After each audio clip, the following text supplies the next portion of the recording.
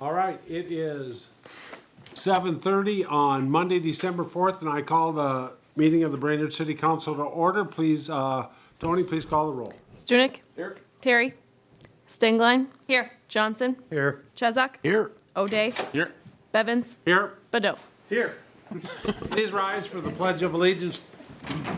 I pledge allegiance to the flag of the United States of America and to the republic for which it stands, one nation under God, indivisible, with liberty and justice for all. Item number 4 is approval of the agenda. Is there a motion to approve? Move Johnson. Motion by Johnson, second by Stengline. Any discussion? Hearing none, all in favor say aye. Aye. Aye. Opposed, same sign. That motion carries. Item 5 is a consent calendar. Notice to the public that all matters listed are considered routine by the council and will be enacted by one motion. There will be no separate discussion of these items unless good cause is shown prior to the time the council votes on the motion to be adopted by roll call. Is there a move to adopt the consent calendar? Motion by Stunek. Is there a second? Second. Second by O'Day. Any discussion? Hearing none. Tony, please call the roll. Stunek. Yes. Stengline. Yes. Johnson. Yes. Chezak. Yes. O'Day. Yes. Bevins. Yes, the consent calendar is adopted. Senior Center, come on up. Don't be shy. We're working on it. Hi Kathy, hi Deanne. Please state your names and your address because we're on. Yeah, you can use them both, sure. Sit here if you want. Yeah. Please.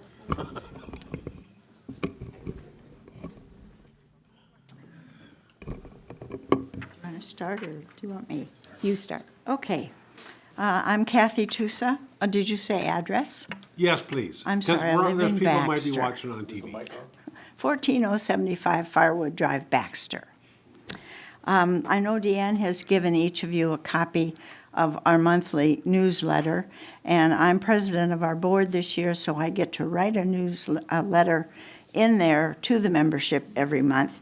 And I tried to express my thanks or my appreciation in the last month one for the directors and the volunteers and the staff and our members and volunteers for all the wonderful things we get to do at the center. As a member, I'm very grateful that I have somewhere to go and something to do. And right now, my favorite thing is volunteering. One thing I do, I get to sing in the choir. I'm not very good, but they accept everybody. And it's a lot of fun. We sing at nursing homes, assisted living places, and the reactions there are tremendous. Sometimes you might see a person sitting in a wheelchair looking like they're nearly asleep, and we begin singing one of these old songs, and they perk up and they sing along, and they know all the words. And it's just wonderful. We have more fun, I think, than they do. Another one that I do is I'm on the membership committee, and right now we're working on a Christmas party. This Friday at 1 o'clock is our annual Christmas party. It's a free activity. We're making ribbon sandwiches. We'll have homemade cookies. We've got entertainment and door prizes, and it's free, and membership is not required. I don't know if there's still tickets available, but if you're free on Friday at 1 o'clock, go get a ticket, come on over. And I also volunteer on the plant sale project, and we'll be starting that in January with making a list of what we're going to plant and how many. And in February, we'll be starting seeds. In the middle of March, we'll move out to the greenhouse at the old high school farm that we rent. And it's kind of a community project. The Wild Bird Store usually donates some seeds to us. Other businesses save boxes for us so our shoppers have something to carry their plants in. And it's a double advantage to having the fun of working with plants, is that turns out to be our second highest moneymaker for the center. One of these days I'm going to start slowing down on volunteering, and I'm kind of looking forward to that because then I'll have more time to come in and listen to music on Thursday or dance or join the Scrabble group, watch a movie on Friday complete with popcorn, attend lunch and learn, and if and when I become housebound, we have a program called Telecare, where a volunteer from the center will call you on the day and time of your choosing, just to check in and have a little chat with people. Opportunities abound at the center, and we are so grateful to the City of Brainerd for helping us do our work. Thank you. Thank you. All right, so you received a cover letter, a newsletter, a sheet that kind of explains some of the tallies from login sheets in our center and beyond the walls for activities and event numbers. If you tally them all up, it is not going to equal the number of people who come in for activities because there are some things that don't fall into these categories. Some of those things are volunteering. We do a lot of things with hundreds of volunteers. Volunteers through the end of November have given 19,282 hours, and we still have a month to go. Some socialization groups are not part of this tally. We have a veterans group that meets every day. Wednesday is their big day. They actually order donuts for Wednesday because there's about 10 to 12 of them. But some of them come for just coffee and socialization every day. In the lobby, we have people who just stop in, read the paper, look at magazines, watch a TV show, do a puzzle, pick up some books. Puzzles, books, and now we have a DVD library are very popular with our members. They don't necessarily do them in our building, but they take them to their homes. During COVID, a lot of us, myself included, survived because of the library. So come in and check it out. We have a pretty extensive library. We have some really nice puzzles, everything from 300 to 3,000 piece puzzles, and a pretty extensive DVD library as well. We offer a lot of classes, a lot of card playing, a lot of art groups, entertainment. If any of you attended the performances at the park this summer, this year we are up over 500 people attending. Every Thursday night is a free concert in Gregory Park. Pretty impressive to increase a project by 500. You asked about plans for next year. 2024, we'll increase doing some bus trips. We've tried since COVID, but people I don't think are quite ready to venture off in a bus doing things yet, but we'll keep trying until they are. We're looking at researching some classes on Saturdays. We have a lot of individuals who do rose mauling, or our plant sale would be another, starting some seeds, doing some projects on Saturdays that are multi-generational. Actually, this Sunday, you can come and try one out. For $7, you can do a multi-generational project of making a gingerbread house. It's a pretty good deal, and it should be a really good time, and if nothing else, you can eat some frosting. We're doing Let's Play, coordinating some seniors and grandparents playing with kids. It's a project we're working on with Lowell Johnson and the Children's Museum. So we have some really great things that we're working on. There also is a portion of our membership and also a portion of the City of Brainerd's population. I would like to look at, if you'll give me a couple minutes, an individual's budget. We'll call her Grandma Sally Jones. Sally, for a name. She moved here with her husband in, say, 1960. They had good jobs. Sally was a teacher's aide. They built their new home in 1964. They were very proud of the fact that they were able to build a home in the city of Brainerd. Their kids attended Brainerd schools, and they graduated, went on to college. Sally and her husband retired. They did a little traveling. Fred got sick, and Sally took care of him at home, and he passed away. So Sally, when she retired, she took over Fred's Social Security. so she could have a little higher income. Sally's income per month is $1,800. As far as I hear from people, that's pretty good for Social Security. Out of that, thankfully, Sally and Fred budgeted well. Their home is paid for. Their little SUV that they got in 2013 is paid for as well. But they still pay $150 a month homeowners, $85 car insurance, $125 in taxes, $350 for their utilities, $350 for their prescription drug and Medicare supplement, $250 on an average for heat, $75 for prescriptions, $200 for her cell phone, which she really likes to have because it keeps her in touch with kids and grandkids, and some cable and internet. So Sally's expenses for a month are $1,735. Doesn't leave her much out of that $1,800, does it?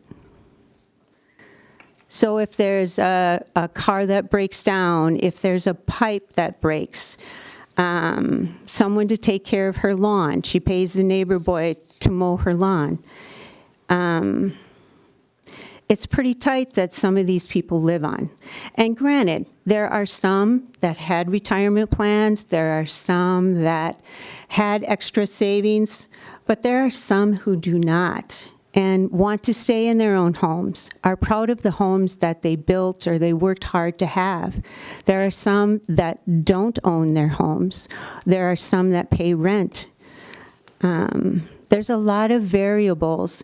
And I guess my point being, these people are also coming to the center. They are also enjoying the 54 activities that we have to offer Monday through Friday. $20 is an annual fee for them.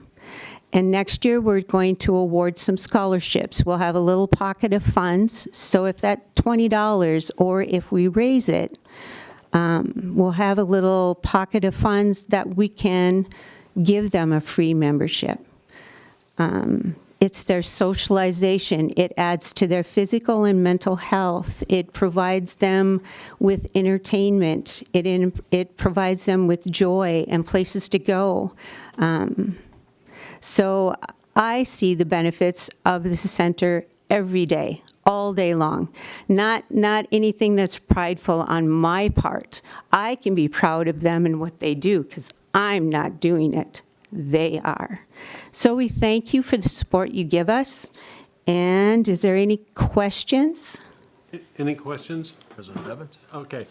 Hang on one second. Mr. Chesak, can you give your name and address, please? Oh, I'm sorry. For the record. That's all right. Deanne Berry, 18610 Smith Road, Brainerd. I work at the center, 803 Kingwood Street, Brainerd, Minnesota. Thank you. Jeff Chesak. Okay, thank you, Deanne.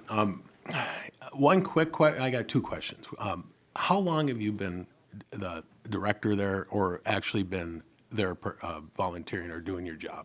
A little over 19 years. Okay, thank you. And then if you could do one thing, there's a rumor going around, and I hope you can clear it up or confirm it. Is it true that the council president gets two for one on donuts? I cannot confirm or deny. Oh, very diplomatic.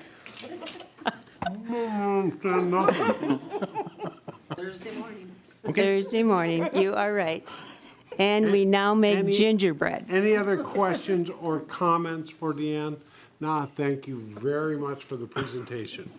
Thank you. Next up is 6B, Brainerd Public Utilities Operating and Capital Budget Presentation. No donuts, right? No donuts. Please state your name and address. It's budgeted for next year. Budgeted for next year? I'll look into that. Danny Locke, 16897 Blakeman Road, Brainerd Public Utilities Finance Manager, as of just over a month, actually. So it's been going really well. In front of you or in your packets, you had our operating budget and capital budget that was approved by commission at the last commission meeting. Some things to highlight. I wanted to move to the capital budget on the first page first. We have some significant capital improvements that are coming through the pipeline from 2024 through 2028. On pages 3 through 6 3 through 5, those outline the capital improvement budget from 2024 through 2028. As we look towards 2024 specifically, the total capital improvements for 2024 are 13.1 million. And how we approved planning for funding those are 4.2 million through bonds, 2.5 million through grants, and 6.3 million through operations. Those are summarized on the bottom of the pages. We looked at it knowing that Brainerd Public Utilities is a single department. We break that department down into electric, water, wastewater, and then the hydro. Hydro at the dam is included in the electric numbers, so when you're looking through those. That's pretty much what I had for the capital in summarizing the totals. Any questions on the capital side? Yep. Gabe Johnson. Mr. President, thanks, Danny. I have one. Is this reclamation backwash construction project that you have budgeted out for the next 2 years, is that from the state bonding money? Correct. We received this session, this past session? Correct. It is, okay. I'm not wrong on that, am I, Todd? And then one final question, Danny, the hydro dam, the turbines, is that 1.5 million per turbine? Where's that number again? So you're looking on Yeah, the page design and 3. replacement of 2 turbines, on page 3 down to my, yes, 1.5 and 645, then 1.5, 645. Is that 2 new turbines over the next 4 years? Or is that is 2? Yes. All right, thank you. Any other questions on the capital? Please proceed. Great. Looking at the operating budget, starting on page 6. So as we look at that in total, this is all departments combined. For a total budget, when we look at revenues and expenses, net change, we have 1.1 million going to the bottom line. That does include the crypto load as well. So that is included. When you look at the change in the commercial numbers, that includes the crypto. So there's a decrease there in what was budgeted based on what they expected to reach the year. They didn't reach what they expected, and then our purchase power was down as well. Those are the large changes in the budget. Questions on the operating budget? Any questions on the operating? Nope, please proceed. question, Yeah, Johnson. Chairman Johnson. Thank you, Mr. President. This past year, a couple of years ago, we had some charter changes that kind of changed the organization and the management of the electric department, where the city administrator is spending considerably more time on it, the city engineer is spending more time on public utility work. Have you put anything in this budget to offset some of the administrator's salary for the time they spend on public utilities? I have not. Will you? Can you? Okay. I would like to see that. That's all. It's just a question. Thank you for answering it. Anything else? Any other questions? Please proceed. That is all I had. Any other questions? The further schedules break it down by the individual departments, so if you want to get more detailed, we could, but Okay. this is the budget that was approved by the commission. Usually, yes, Mr. Chesak? On the turbines for the hydro dam, I'm not remembering, but is that one is for sure a new bay, and the other one, I think, is it a replacement, do you know? Or Correct. are they both brand new bays? I believe 1 new and 1 repair, Okay, okay. or rebuild, Yep, however you thank want to you. look at it. Any other questions regarding the presentation from Public Utilities? Usually, we look for a motion just receiving the presentation, the budget for 2024. So it becomes a part of the record that we got it. We have to approve. Yeah. So we receive it or approve it, I think we approve it, don't we? Please. Yeah, I'd make a motion to approve the presentation and the budget. Okay, we have a motion by Chesak, a second by Stunek. Chairman Johnson. Yeah, I'm going to vote no because I'd really like to see some money towards the city administrator's salary and whatnot. But if you don't get it this year, maybe next year. But I hope you all join me because Danny can get the work done in the next 2 weeks. We can approve it at the next meeting. When is the due date on this? I mean, it's for 2024. You Correct. said the next 2 weeks we would be receiving it in 2023, and that would meet the criteria. Yes, Connie's tipping her head yes. The criteria is that they have to present their budget to the city council at the first meeting in December. So that's the requirement. Got it. So, Patrick. thank you. So if the council wishes the BPU to add a certain dollar amount, you could either suggest that amount tonight, and then adopt the budget, and/or you could wait till they come back with an amended number for you. But I would suggest maybe a 10% number. I'm gonna defer to Chairman Johnson, because he brought it up. I mean, what are you thinking? Are you thinking something like 10%, or are you thinking we need to put more time into this?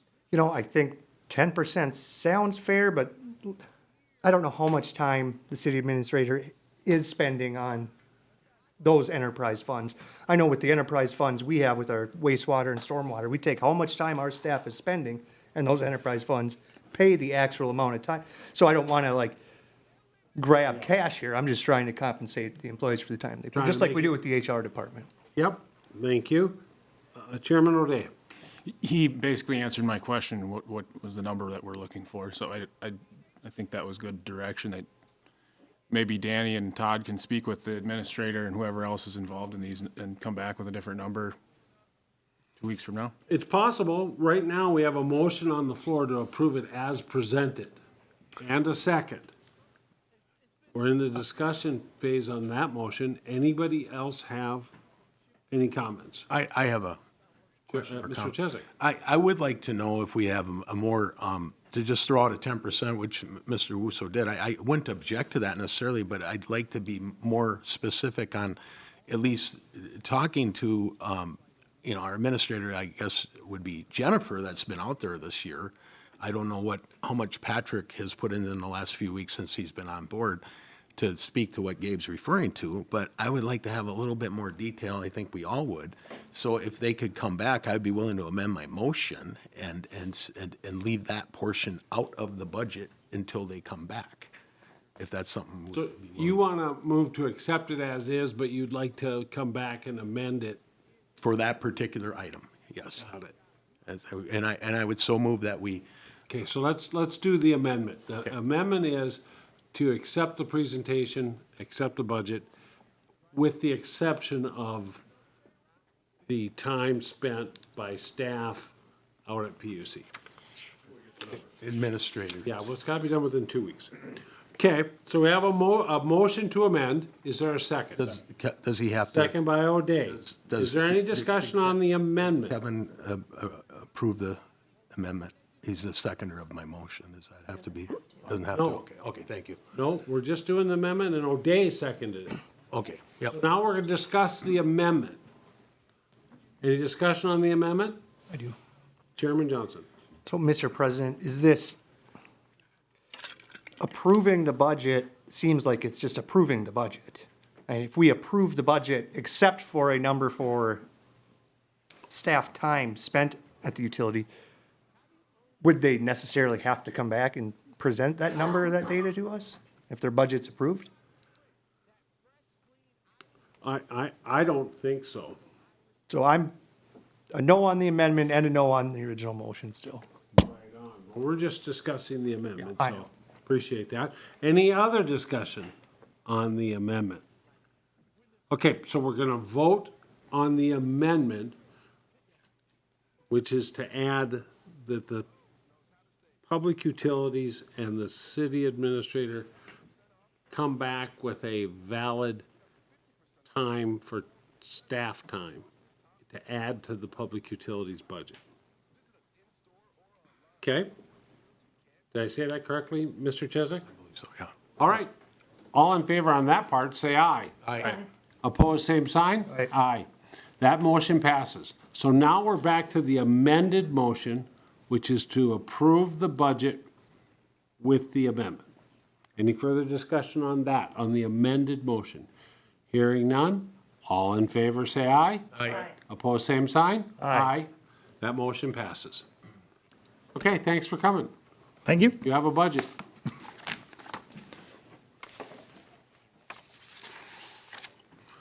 All right, next up is item 7, our council committee reports. Item 7A, Personnel and Finance Committee Chairman Gabe Johnson. Thank you, Mr. President. We have 6 brief items tonight, the first of which is to award a contract for the Police Department HVAC replacement project and amend the ARPA budget.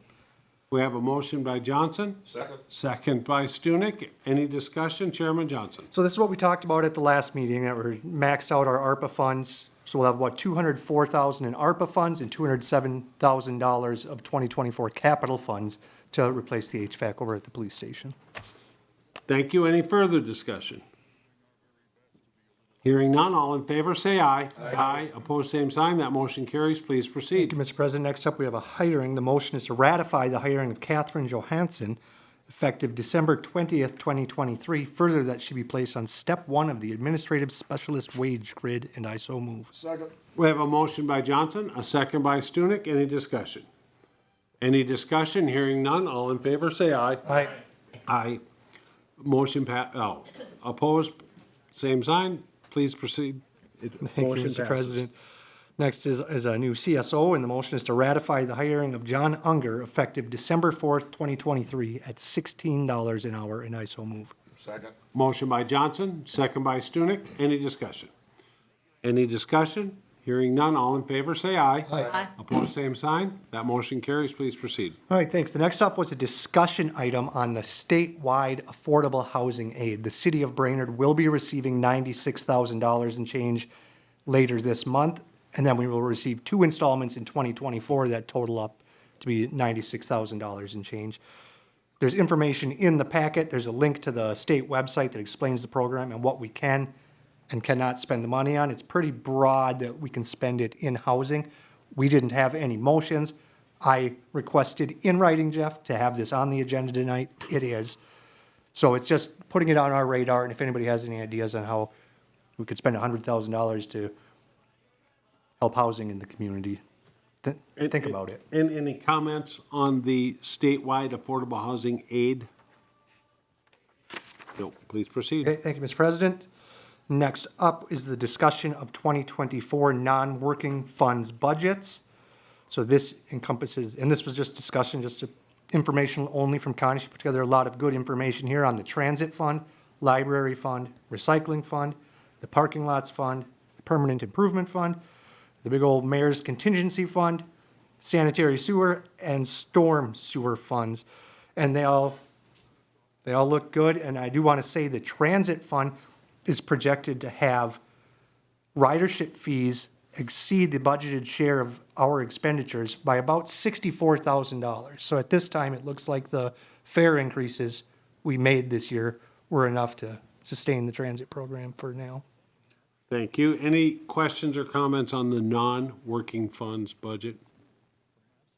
Hearing none, please proceed. Thank you, Mr. President. Next up was another just discussion, and Connie put together a lot of time and energy in this agenda item too. I hope you all read it, but basically it's an update on where we are at for the levy.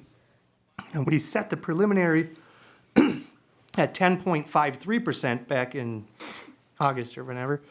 Right now, with some changes we've made over the last few months, it is down to a $6.8 million levy, which is a 6.24% increase. Kevin and I both agreed it is a very good start. But we're not there yet. At least I agreed to that. But this, we authorized Connie without a motion, just told her that that 6.24% levy increase is a fair budget to put together for our Truth and Taxation meeting next week. Any questions by the council on the 2024 operating budget and 2024 levy? Mr. Chesak. Curious, this 0.24%, anybody do some quick math for me and tell me what that dollar amount is to get it to 6%? Bet you Connie could. Right, about 170,000? No, it ain't that much. To get it to 6%? No, just 0.24% of our, just to lower that. So to get it to 4%, we would need to be reduced expenditures by $144,552. To 4%? No, To get it to 4%. to get it To to get it to 6. 6% would be about $30,000 Okay. roughly. I found BPU's number. Yeah. Okay. No further questions, Mr. Chair. Anything else? End of report. Thank you. Items 7B. I feel like I'm alone on my own. You should have sat in the way far one. Yeah, we could trade Kevin Stunick for the. 7B is Safety and Public Works Chairman Mike O'Day. Thank you, Mr. President. We just had 4 items tonight, first of which was a resolution of support for Lowell Safe Routes to School grant. Motion coming out of committee was to adopt the attached resolution supporting the application for Safe Routes to School grant funding for adjacent to Lowell Elementary, and I so move. Second. We have a motion by O'Day, second by Chesak. Any discussion? Any discussion? Hearing none. All in favor, say aye. Aye. Aye. Oh, this is a resolution. Thank you. Tony, please call the roll. Stunek? Yes. Stengline? Yes. Johnson? Yes. Chesak? Yes. O'Day? Yes. Bevins? Yes, that resolution is adopted. Please proceed. Thank you, Mr. President. Next was approval of a sale of a backhoe to Oak Lawn Township. Motion coming out of committee was to approve the sale of the existing backhoe to Oak Lawn Township in the amount of $26,000, and I so move. Second. We have a motion by O'Day, a second by Stengline. Any discussion? I'm going to go Chairman O'Day first and then Chairman Johnson. So we're scheduled to get a new backhoe for the streets department here in 2024. Oak Lawn's backhoe that they currently have is from the 50s. They could use the existing backhoe that we have. It's still got some life left in it. We were going to get about $26,000 Traded. for a trade-in value, so they offered us that. We don't know when we're going to get the new one, but we're hoping it's sometime next year. And that's when we would actually be selling it. Thank you, Chairman Johnson. Thank you, Mr. President. I support selling our lightly used equipment to the neighboring townships and towns. But we do have a fiduciary responsibility to our taxpayers to get the most out of it as we can, or at least a fair amount. So when we do things like this in the future, can we get like a written trade-in proposal and include that in the packet? So I can see Ziegler Cat wrote down, it is $26,000 of trade-in value. Just would make me feel better going forward, knowing that it's a wash and we're helping out Oak Lawn and we can all feel good about ourselves. Thank you. Any further discussion? Hearing none, all in favor, say aye. Aye. Opposed, same sign. That motion carries. Please proceed. Thank you, Mr. President. Third item was considering a denial of tobacco license for risky business.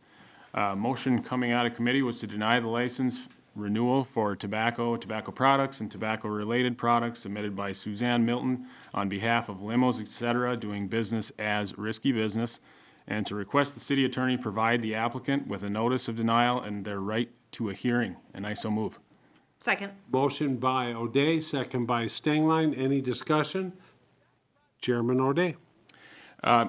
If you guys want to know more detail about it, Chief Davis can tell you most of the detail on this one, but mainly there were some tax violations and some fraudulent entries on some of these applications. So based on the history we heard from Chief Davis and our attorney Langle, his comments in our committee meeting, we decided to go ahead and motion for the denial. Thank you. Any other comments? Chairman Johnson. Question, if it's denied, the applicant has a right to an appeal. Who handles the appeal?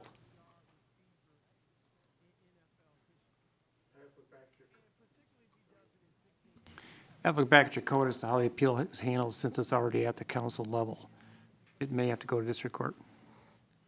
Okay, thank you. Any further questions, comments?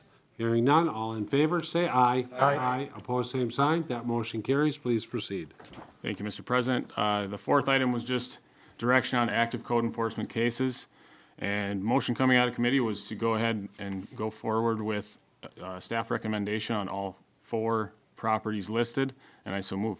Second. We have a motion by O'Day, a second by Chesak. Any discussion? Chairman O'Day. So the first 3 listed, the 1424 8th Street, 823 Willow Street, 1812 Oak Street, are all pretty standard as far as things we've done in the past. The Beaver Dam Road, 15284 Beaver Dam Road is something that's been a problem property. Unlicensed rental, if you guys remember, we went through this last year, I believe it was, and then again, I believe this spring. Am I right, James? The motion on that one is actually to fine $100 a day until they come into compliance, because they have more unlicensed rentals, and there's buildings that are way out of code. There's a lot of problems out there, so hopefully this gets their attention and they start communicating with staff. Thank you. Any further discussion? Mr. Mayor? Who's going to follow up on this $100 a day? Because if I remember correctly, there's a property in southeast Brainerd that has been fined $100 a day for 13 years. So I just want to make sure that somebody's going to follow up with that this time. And get that letter out in Southeast. No. Anybody in staff be able to answer the mayor's question as far as who handles following up on that? So yeah, so our staff, the recommendation is still to give a 10-day warning letter to the property manager as well as the owner. And, you know, with our system, we certainly will be fining $100 a day. I can look, I'm not sure what previous staff and why they ended the $100 citation from the Southeast Brainerd lot one, but we certainly would continue with $100 per day on this one. Mr. Mayor? I would just like to have some kind of report on that as it's progressing, so that we do not forget to fine again. Out in Southeast, up to like 300 grand. President Bevins? Yeah, just hang on. Let me see if we can, is it possible to answer the mayor's question? Yep, we can continue to report on this property. And there is legal action that the city attorney is working on as well in conjunction with the recommended fines. How about the one in Southeast Brainerd? I can provide a report on when and why that stopped. That'd be awesome. Thank you. Mr. Mayor still got it, and then Mr. Chesak. Just for clarification, if we're going to be fining someone daily, I think that's something that we should be following up on. Thank you. Mr. Chesak?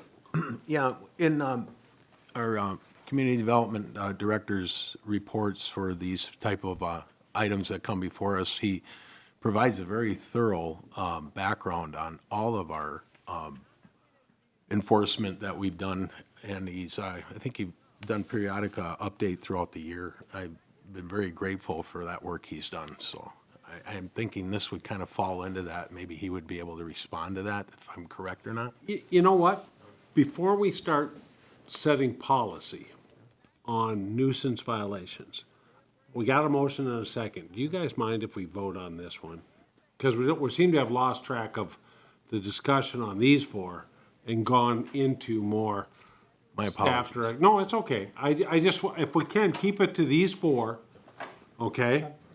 Yep, yeah, Chairman Johnson. Thank you, Mr. President. So on the Beaver Dam one, you said that it appeared that raw sewage exiting the building just on the ground. And that seems like a health and safety, I know it's kind of a rural setting, but it seems like a health and safety thing. Should we be working on abating that sooner than later? Or now, since it's cold enough outside? I believe it's, I don't believe it's an issue right now. The person that was residing in there, we believe is the property manager. A hose was actually running in there to provide water into it. We believe that the property manager now is in a warmer state, and that there's no hose running to the property anymore, so I don't think it's as big of an issue right now, but it wasn't dumping right on the ground, but we believe kind of through an underground drain tile that was perforated. Okay, any further discussion on these four? Hearing none, we have a motion, we have a second. All in favor, say aye. Aye. Aye, opposed, same sign. That motion carries. Please proceed. End of report. Excellent. Item 8 is unfinished business. Item 8A is a call for applicants. Mr. Mayor? Yes, the following applications are available for commissions and boards at the city of Brainerd. You can find the applications online. We are coming to the end of the year, so we'll try and fill up a couple of these. So kind of a last call for a few of these. But Mayor recommends terms expiring 12/31 of said year. Charter Commission, 2 terms expiring 2026, 2 terms expiring 2025. Library Board, 1 term expiring 2025. Public Utilities, 1 term expiring 2026. TAC, 1 term expiring 2023. We also have EDA, 1 term expiring of 2026. Thank you. And as council president, I have 1 opening on the Parking Commission to expire in 2026. Next up is 8B, discussion regarding mayor and council compensation. This is our interim city administrator, Patrick Wasso. Good evening. You do have in front of you the information related to the study that was completed as part of the overall compensation study for all employees. We do have the information included for comparables for the city of Brainerd. And included in that, you can see the specific numbers as it relates to your salaries versus other communities of similar size or what you determined to be cities you wanted us to research. Additionally, we provided information related to council benefits as far as different insurances, deferred comp, and then for that, the one unique thing we found was that Brainerd was the only one that was compensating for health insurance. Then we also kind of touched a little bit on the Brainerd Public Utilities and thought it would be important to have council take action on their salaries so we can have that for the record going forward. With that, I end my report. Willing to answer any questions. We've got more information, but. Any questions? I have one, Patrick. If I'm looking at that line marked annual wages, and I see we're at 7,800, and I see 12, 7,814, obviously you can read it. What would it, at least from the city council side of things, what would it take to raise the annual wage or the monthly wage, since we only all get paid monthly, to cover the discrepancy for health insurance? I think that's a very flexible number depending on the insurance that is chosen. And so that, and or if it's a single versus family, so there's a lot of variables in there. Say on the average. Chris, can you give us an average? I mean, is it $100 a month or $20,000 a year? Off the top of my head, I really don't know, Kelly. I know that there are 8 council members, and each one has a different plan. Several do the opt-out, and they only get $250 a month. Some have single, some have family, and they have different plans. I don't know if Connie may know that off the top of her head either. What we can tell you is in 2023, the wages and benefits for the 8 council members was a little over $155,000. That's what we had noted in the financial impact area. So if you divide that by 8, you would find out what your actual pay was for both wages and benefits for a council member. Got it. Any other questions of staff? Okay. Anybody have a suggestion as to what to do, or do you just want to let it, what do you want to do? Imagine you're looking for some sort of direction. Chairman O'Day. Since nobody else has said anything yet, I have no problem with the way it is right now. If we have to establish that the commissioners at BPU get paid, and that's different than other cities, I say we just establish what it is right now and move forward. I have no, personally have no desire to change anything.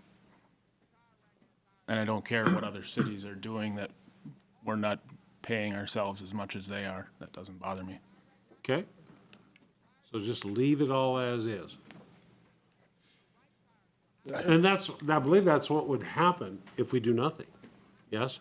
Okay, Chairman Johnson. Yeah, so I tend to agree with Mike. I don't think it's broken. I think it's fine how it is currently, you know. If I do know there's the employee policy manual language discrepancy in here, so maybe I would say follow the employee policy manual that we just adopted, which would change things slightly, right? Yeah, so I would be fine either way, if we follow what the current employee policy manual is, or just leave as is. Okay, I'm gonna ask if anybody else has anything. Anybody else have anything? Okay, back to Chairman O'Day.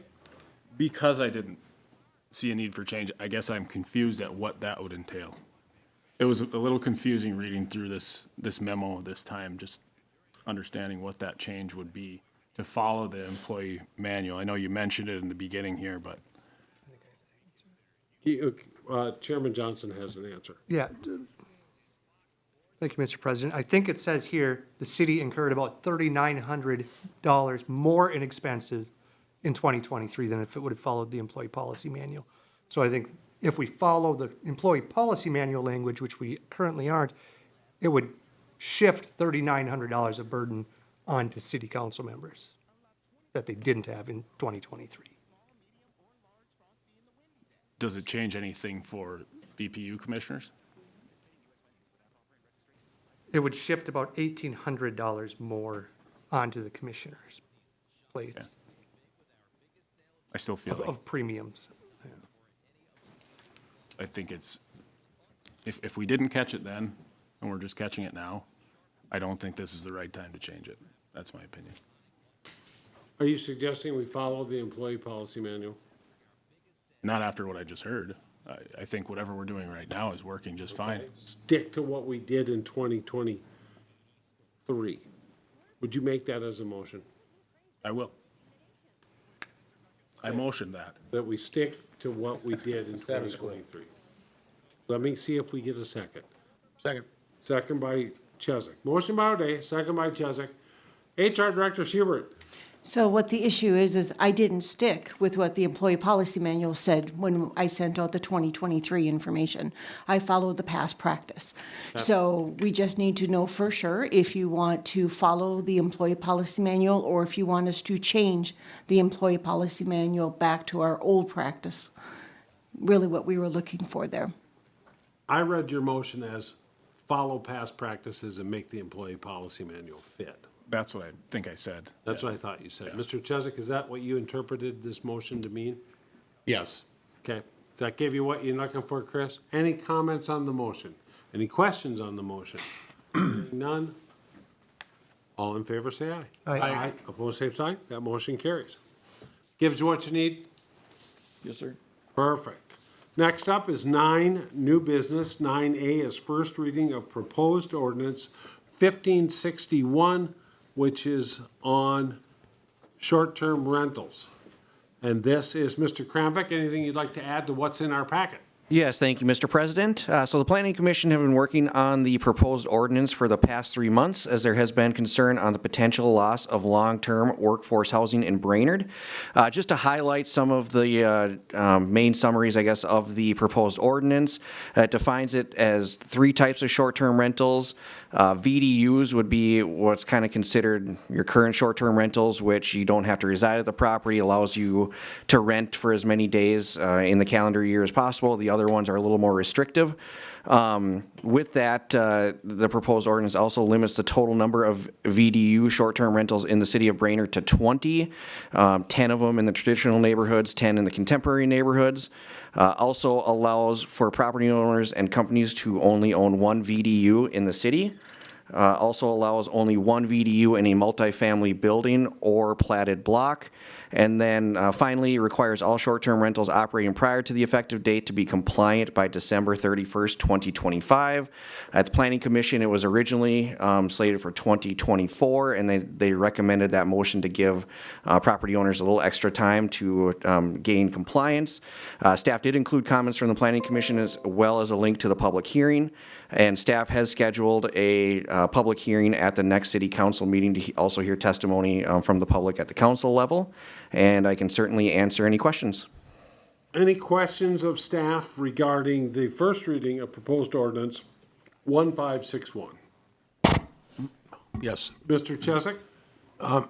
Mr. Kramvik, if we wanted to, if there was an interest, could we grandfather in, I believe there was a letter in our packet, and it indicated that there's 3, I believe, short-term rental properties operated by one individual, and there's so far, I think, 6, 7 of them currently in the city of Brainerd. Is that correct? That's correct. So one individual, the letter was in there, is currently operating 3. There are 4 of them that have interim use permits, 2 of them that are grandfathered in, and that next planning commission, there's potential for 2 more to be heard by the planning commission and then voted on by city council. So currently 6 of them. So could we say to that one person who has 3 of these, we will allow that, however, they would still have to be renewed, like in that 1 or 2 year period, which has ever been established, and I guess I just look for a yes or no from you on that, if you could, or something.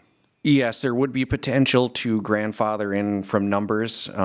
Staff would probably need a little bit more time to look at something like that and couldn't think of it right off, right off at this council meeting, so I'd probably recommend to table it at that point, but I certainly answer any other questions. Well, President Bevins, if I may, it seems to me somebody has been operating these particular short-term rental units, I think, in good faith.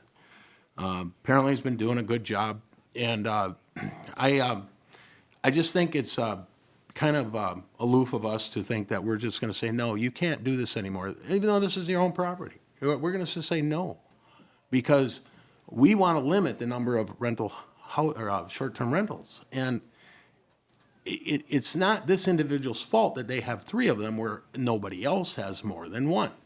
And I just think we should stop and think about what are property rights nowadays. I mean, this is what it is. It's his right to do what he wants to with his property, and he's following the rules.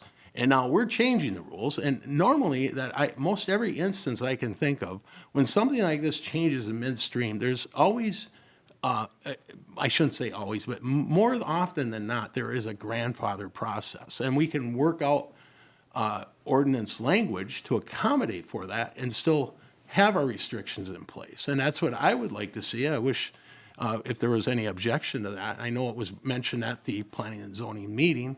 Apparently it it wasn't accepted by the planning commission. However, I think it's just incumbent on us to let people do their business. That's just my point. Thanks, Mr. Chesak. Any other questions of staff? Questions? We don't have a motion. So, Mr. O'Day and then Mr. Bordeaux. So there's a few things on here that I was questioning, but one that's popping up in my head right now. Only 1 short-term per owner. That obviously, and I agree with what Mr. Chesak was saying, that would go against one individual at least right now. But what bothers me about that one is if you have somebody who owns an apartment building, say downtown, and is that considered a multifamily dwelling that, say, if you wanted to turn some regular apartments downtown into short-term rentals, they would only be able to do 1? That's correct. And we have owners that own sometimes 3, 4 buildings, maybe more, in that area. I don't want to miss out on an opportunity that we might have downtown with short-term rentals. We don't have a hotel downtown. We don't have that anymore. So this could potentially be a big opportunity for downtown.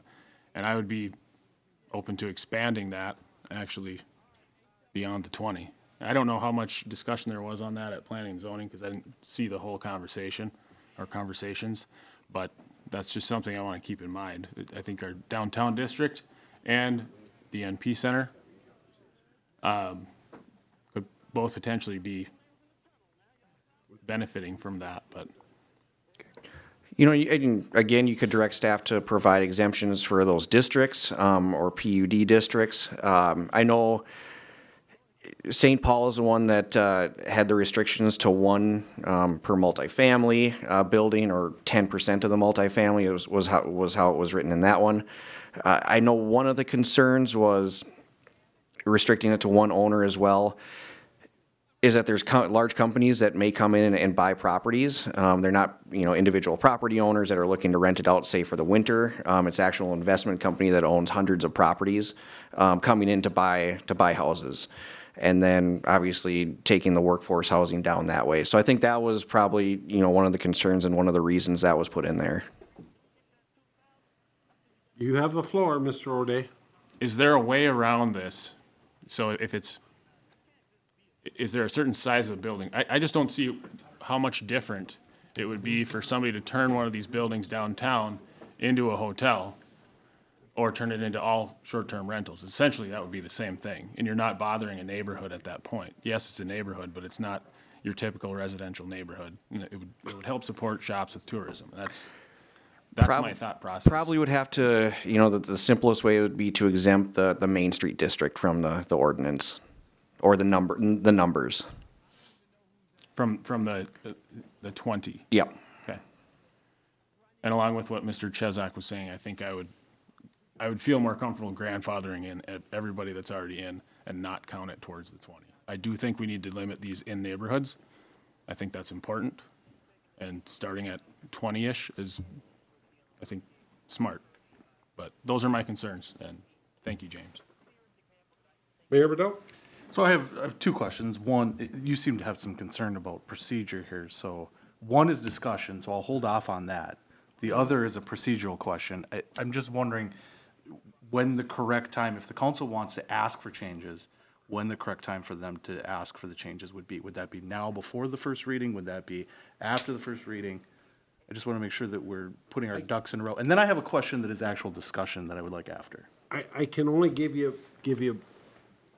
I'm just looking down at my parliamentarian down here, Tiffany Singline, but in my opinion, if you want to make substantive changes, the best thing is to not hold the first reading and come back with a corrected ordinance. Or with something like that. Does that make That's sense? exactly what I was asking. All right, so, but if you've got comments and you'd like to make them, I think it's okay. It's kind of started that way with Mr. Jessican and Mr. O'Day. I don't have a problem with Well, it felt like you did. It felt like you did. Well, I okay. like to keep us on track. Okay. Is that what they were talking about? Oh, over yeah, there? just chirping over here. That's okay. I was trying to block you from it. Actually, while that you were wasn't trying to what we were discuss. talking about. Question for me, Talking because about your hair. well, it's delicious hair. I know that. A question on the thought process behind limiting someone to one unit. More so than anything, I think my concern with that is that it then is a crapshoot as to who comes and grabs these, and probably leads to more people looking at them because you got to get. But it doesn't reward someone for actually having or running a good operation. If you're doing a good job, you're still limited to just the one. If you're doing a bad job, you still got your one. That would be my concern. What was the thought process behind the limitation? So Tiffany can maybe talk a little bit about it. I'll maybe start. I think the large corporations are maybe not something we see in Brainerd as much, but, you go to some of the other areas and there's corporations that have 100, 1,000 of them, and they'll buy these properties as investment properties. It's not really, they don't have a stake within the city of Brainerd. So I think that was probably part of it. The other part of it is, if council does want to approve a maximum of 20, it does get to, what can one person own then? 10 of the 20? I think that was also kind of a consideration as well. Tiffany can maybe talk about it a little bit as well. I think too, the kind of the professionalization of running short-term rentals, as opposed to if you're renting out your mom's house while you're waiting to sell it or something like that, and keeping those 20 slots for people who are in that sort of a situation, who are not professionally renting out places. That could be then for actual housing. You're up, Mr. Bordeaux. So just my follow-up to that would be, it's kind of like convenience stores. When people come in to run convenience stores now, you don't purchase one convenience store, you purchase 3 convenience stores because it's a better way of operating that style of business. The issue with a lot of these rentals that I'm finding when looking through it is now the cleaning fee is half, if not just as much as the actual rental itself, which is because the person running it then has to pay to have it cleaned, which it seems like from a business model standpoint, if we're trying to just limit the number of them, then one is the solution. But if we're trying to have ones that are operated effectively, I would be more open to more than one. Chairman Johnson. Mine is simply discussion. I could wait for a motion if you'd like. If it's discussion on, it seems like we may not get a motion, just so you know. Oh, well, then I need to share my opinions. I think you do too. I'm gonna. I tend to agree with pretty much everything that's been said, I'll start off saying I like Commissioner Yeager's comments that were published. I wholeheartedly agree. I don't like short-term rentals, but if we have a 20 limit, that's not going to affect too many units of housing in this city being pulled offline. But I don't know. That's fine, whatever, 20. And then to the only one owner or company, seems like you're trying to keep like Bill Gates and BlackRock out of Brainerd. So like if I formed an LLC that's not Bill Gates LLC and I buy a house and I form a different LLC that, hey, still not Bill Gates LLC, and buy a different house, could I have 2 licenses since it's 2 different companies? I think you could. I think so.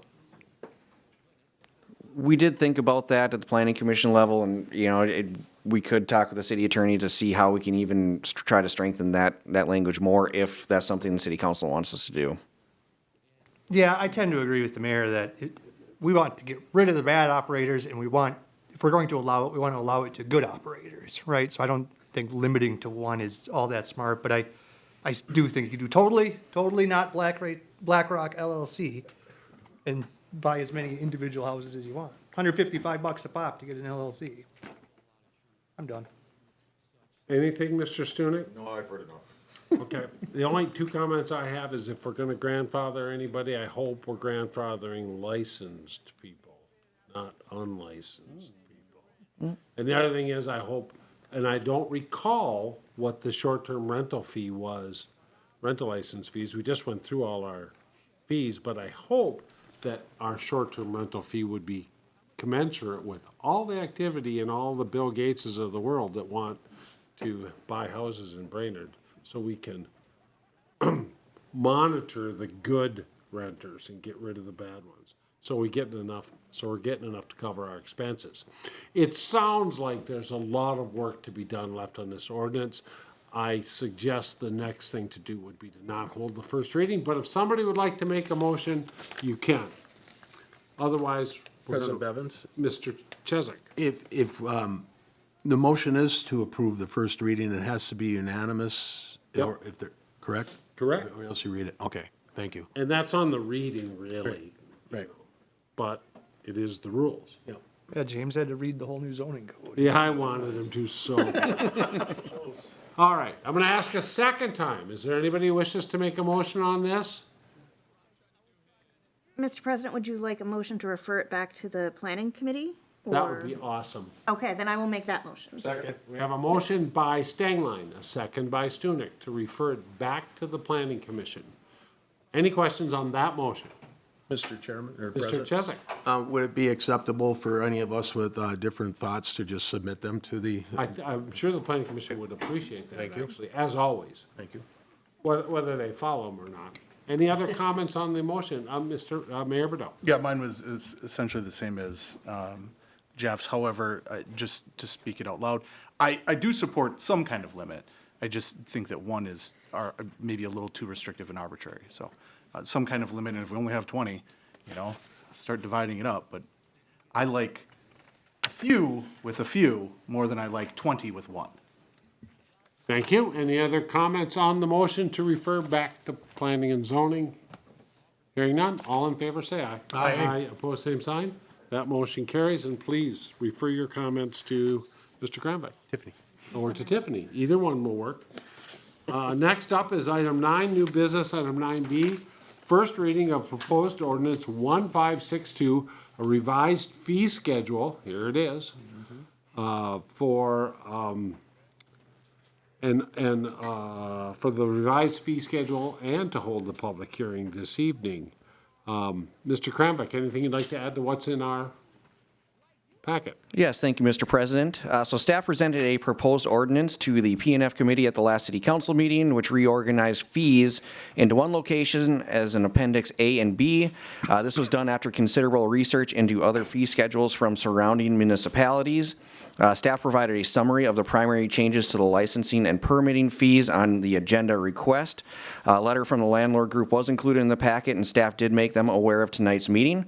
So with that, staff recommends to hold a public hearing, motion to change any sections in the proposed ordinance 1562 and/or then a motion to conduct the first reading of proposed ordinance 1562 and dispense with the actual reading. Any questions of staff on the fee schedule? President Bevins. Mr. Chesak?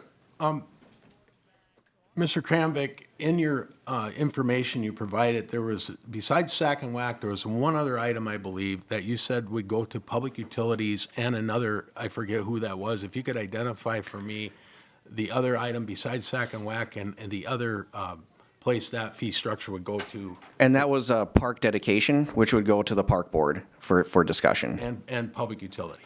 Yep, and then public utilities for Sac and Whack. To do some additional research, through the analysis, we did see that it was lower than other municipalities, but they should, review that before making any recommendations to city council. Thank you. Thank you, President Bevins. Thank you. Any other questions of staff? Any other questions of staff? All right, so this is on the fee schedule. It is 8:36, and I will open the public hearing and ask if there's anybody in the audience who wishes to speak on the fee schedule. If you're online and you wish to speak, hit *3 on your keyboard, and that'll notify us that you wish to speak. And then *6 will unmute you. So we are in the public hearing section for proposed ordinance 1562, the revised fee schedule. If you're here to speak on that ordinance, please come forward and state your name and address. Shanna Davis, 6697 Maryland Road, Baxter. I'm here on behalf of the Brainerd Rental Owners and Managers Group. I'm the co-chair of the group. We were established and are active since 2004. And we're asking for reconsideration of the amount being increased. It's a 56.25, 56.25% increase. And I understand that there hasn't been an increase since 2009. However, that's, not our fault. It's just a huge increase that could have some negative impact on tenants and landlords. That we would rather see us work with the group if they're willing to come up with a better fee increase, maybe staggered over time. And then as well, we're wondering where those fees are going, that $118,000 dollars. You are welcome to stop by City Hall any day, Monday through Friday, 7:30 to 4:30, and get the answer to that question. But tonight, it's you testifying to us. It's not a question and answer, and I apologize for that. Or you can call any of us. We're all online. Okay. Anything else you'd like us to hear? Just that we did submit a letter as well as rental owner and manager comment. So we want to make sure that has been received. Thank you. Thank you. Have we received that? I don't have it. Okay. It's in the packet. Anybody else who wishes to speak on the fees? Anybody online? I'll ask a third time and final time. Anybody else who wishes to speak on the fee schedule? Then it is 8:38. We will close the public hearing. And next up is,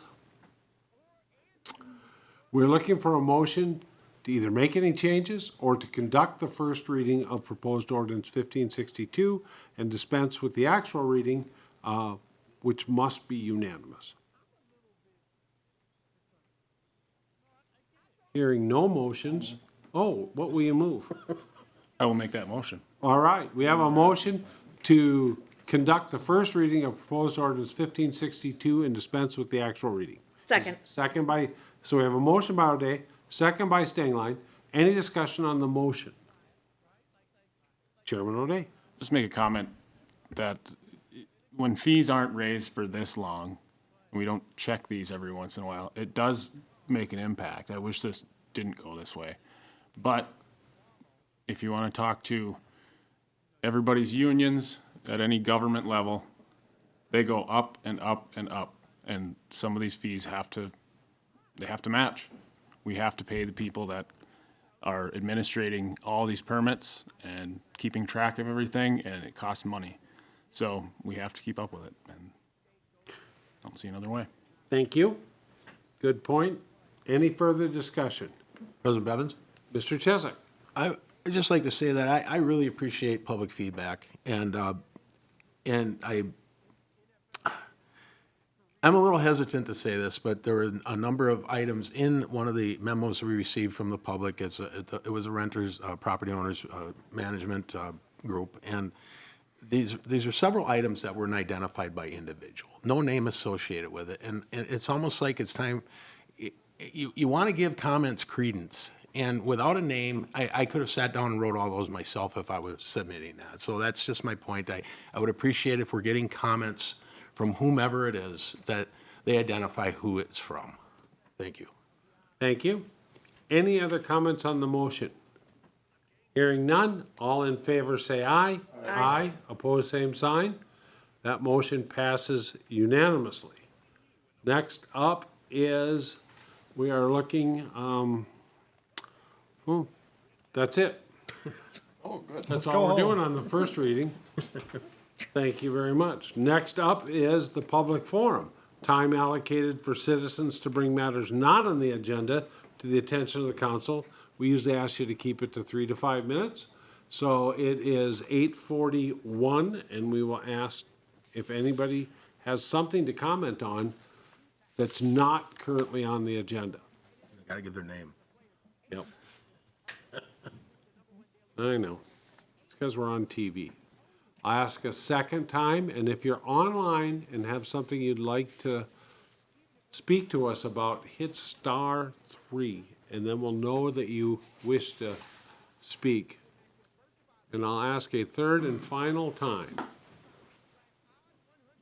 Is there anybody in the audience or online that wishes to speak to us on an item that's not on the agenda? It is 8:42. I will close the public hearing. I will turn to my... Hello, Mr. Chair. Mr. Chair. Oh, there we have somebody online. Thanks for joining us. Tell us what's on your mind. Yeah, Well, thank you, yeah, Mr. start with, President. I'm sorry, start with your name and address. Yeah, this is Mike Duval, 468 Tyrol Drive. I enjoyed most of the meeting tonight, except that I was pushing #3 instead of *3. And it makes a bit of a difference on the agenda topic, so I'm sorry that I was not able to get through on my comments there, and whether you would welcome the opportunity for me to be able to at least introduce comments here related to the first reading of the fee structure. We did receive and note your letter recently. Is it different than that? Or do you just want to reiterate it? I mean, really, that item's come and gone, but you know what I mean? Yeah, all right. Well, I'll respect that I fumbled my way past the opportunity. So thank you very much. I'll yield. Thanks, Mike. Sorry about that. Yeah. All right, it is 8:43, and I will close the public hearing. And we will turn on to staff reports. We'll go this way to the fire chief. Anything you want this evening, chief? Anything from the from the police department? Nothing to add. Anything from the IT department? Not tonight. How about the finance director? City engineer, public works, Dean? Thank you, Mr. President. So a really quick update. We did put out some public notice for a public open house that we're going to have on the upcoming proposed roundabout at the intersection of South 6th and Willow. We'll have that next Wednesday, the 13th at 6 p.m. That'll be here in the chambers. If you can't attend in person, we'll take comments beforehand as well as through WebEx. Thank you. Mr. Kramvik, Community Development Director. Thank you, Mr. President. Just a couple items here at the next Planning Commission meeting. Country Manor has submitted and applied for their final PUD, so that'll be heard at the next Planning Commission meeting, as well as their conditional use permit to operate a clinic for the general public. Also, staff will be reviewing administrative subdivision ordinance as part of the list of itineraries. It's the next ordinance. And then after that, Planning Commission did reorganize the itinerary to move essentially the zoning requirements for dispensaries. That would be done after the short-term rental ordinance, subdivision ordinance, and then that would be the next item on the itinerary. So just wanted to update council on that. Thank you very much. Anything from the legal department? Nothing here, thank you. How about HR Director Schubert and HRA Director Charpentier online with us? Nothing this evening, Mr. President. And our interim city administrator, Wassel.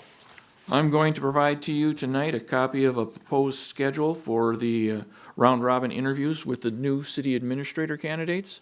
It's a reminder to save your entire day on the 29th And we are looking at the 28th as an open house to the public and as a meet and greet. So just a reminders and kind of give you an idea what you're looking at for the 28th and 29th of January. Thank you. Excellent. Mayor Bedot. Thank you, sir. First and foremost, I would like to just bring everyone's attention to Teresa's press box back there. I just love it. It's almost like you're controlling things from behind the scenes. It's great. I love it. The woman behind the curtain. A woman behind the curtain. We're gonna build it like a penalty box moving forward. Like Sean over here? Yeah. Sean looks like he's running a YouTube channel. I also I'm gonna say, James, expect my Willow comments. Or sorry, Jesse, expect my Willow Street comments. You'll get those. I just want to remind everyone, again, we asked for that. Now we're paying for it. So we'll just make sure you get those notes. Also, I just want to say thank you to Troy and the park maintenance staff for the tree lighting ceremony that we had this last week. That's a big tree now. We now have a very large tree, but I think it looks really, really nice. For a moment there, I thought maybe we should start taking her down a little bit. But there's something grand about the idea that we just have this tree that just keeps getting bigger and bigger and bigger and more difficult. As trees are one to do. As they are one to do, but this tree has become pretty large. This is a large endeavor now. It's no longer someone on a ladder hanging up lights, and so I really appreciate. I would say the tree looks as best that it's looked. However, I'm looking over here at the deputy station over here. The chiefs. The chiefs. Deputy. I got some plans for next year, so it's going to involve police and fire. So just so you know. Yeah, well, good luck. Good luck getting rid of me. And then for those of you that enjoyed the hot chocolate and the cookies and whatnot at the tree lighting ceremony, Council Member O'Day will be operating something. I can let you speak about it as well, but I just wanted to bring up that that holiday hay rides on December 15th at 6 p.m. happening at Buffalo Hills Park again. So that's been a really fun event that I've really enjoyed. And so just keep your eyes out for that. That'll be the next city fun. What was the date? December 15th, 6 p.m. And it's grown quite a bit in the last couple of years. So very exciting little event. Bring your kids. That was it? That's it. All right, let's start with Tiffany Stengline. I have nothing. Mike O'Day? Yeah, I'll just reiterate the holiday hay rides, Friday, December 15th. It's all free. There's free s'mores for the kids or the parents. There's free hot chocolate, free hay rides, and hopefully we can light up some of the trees there. That's kind of a goal for the year. Santa might be there. We haven't heard back yet. Wrote him a letter. He's busy. But I wanted to tell you that Buffalo Hills, full of oak trees, bigger every year. This is amazing. I know. Who'd have thunk it? All the police. Chief Stunek? I have nothing. Chairman Johnson? Thank you, Mr. President. The Economic Development Authority is meeting this Thursday, so if you have anything you want me to mention to them, let me know. I'll tell them for you. And then I want to reiterate the mayor's happiness with the tree lighting. I think this is the nicest the tree has ever looked. The downtown window walk was also that same night. So you walk across the street and the windows are all still decorated. Participating businesses downtown, go see how they decorated it up for what I believe the mayor has officially renamed to Poinsettia Lane. And I think the coolest part of the event, well, the coolest part is the Santa Claus letter writing station at Visit Brainerd that my wife put together. But the second coolest part was the mayor was pushing the hot chocolate cart around downtown while we were walking around looking in the windows. So we were able to refill halfway through our window walk. So thank you for that, Mr. Mayor. May I add comment to what? I to your? insist. So I did push around the hot chocolate cart, and then I was informed by an individual that I had lost their vote. So in pushing hot chocolate around for citizens, I lost a vote for the mayor. So Permit to do that? I don't know, but evidently I did not offer enough hot chocolate fast enough, and I was informed that. Ooh, that's memorable. Gabe, anything else? That's what I got. Mr. Chesak? Yeah, I would also concur. This is the best looking tree. Thank you. My only comment is I am still riding a sugar buzz after Friday night. More hot chocolate, more marshmallows, more cookies, more hot apple cider. Oh my God. All right, we are up to item 14, which is we are looking for a motion to adjourn. Now, we've got two things. First, we're gonna adjourn to a closed labor negotiation strategy session pursuant to Minnesota statutes 13D.03 subdivision 1B to prepare for negotiations with the IBEW local number 31 and IUOE local number 49 unions. That's after a 10-minute break. We'll adjourn to that, but we'll also be adjourning after, when we come back into open session, to a public hearing on Monday, December 11th at 6 o'clock in council chambers to discuss the budget. So we're looking for a motion first to adjourn to the closed labor negotiations. So moved. Motion by O'Day, is there a second? Second. Second by Stengline, any discussion? Hearing none, all in favor, say aye. Aye. Opposed, same sign, we are adjourned. We didn't make a 8:10. motion. Would we be done then?